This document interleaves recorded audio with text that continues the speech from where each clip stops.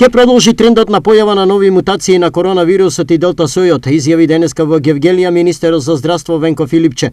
Можно е влошување на епидемиолошката состојба во државата, ако продолжи трендот на раст на заразени, оцени министерот. Во зависност од моменталната состојба, ќе разговараме за евентуални рестриктивни мерки. Прво, насочени кон оние кои што не се вакцинирани, зашто нема потреба да ставаме дополнителен ризик на луѓето кои се вакцинирани, знаејќи дека тоа е единствен начин ние нормално да функционираме и животите да ги вратиме назад. Еве сега очигледно свесни дека кризата продолжува. Може да трае повеќе години од сега натаму.